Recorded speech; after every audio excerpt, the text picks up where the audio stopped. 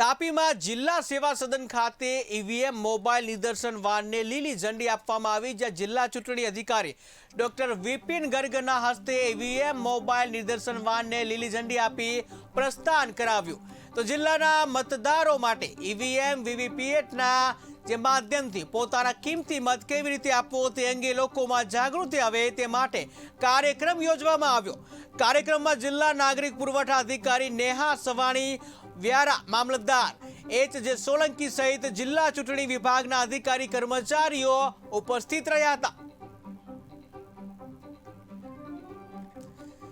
તો ઈવીએમ જે વાન જે છે લોકોમાં મતદાન કરવાની જાગૃતિ આવે એ માટે થઈ તાપીમાં જે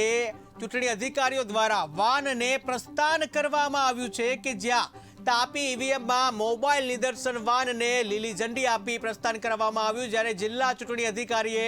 વાન છે એને લીલી ઝંડી આપી આ વાનને પ્રસ્થાન કરવામાં આવ્યું હતું, જ્યાં લોકોમાં જાગૃતિ આવે મતદાન માટેની એ માટે આ આયોજન કરવામાં આવ્યું છે। તો જિલ્લા ચૂંટણી અધિકારીએ જે વાન જે છે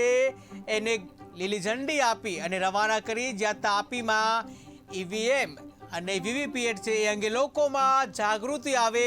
મતદાન અંગેની જાગૃતિ આવે એ માટે આ વાન જે છે એને લીલી ઝંડી આપી પ્રસ્થાન કરાવવામાં આવ્યું છે કે જ્યાં જિલ્લા ચૂંટણી અધિકારી જે છે એના દ્વારા લીલી ઝંડી આપી આ મોબાઈલ વાન જે છે એનું પ્રસ્થાન કરાવવામાં આવ્યું છે।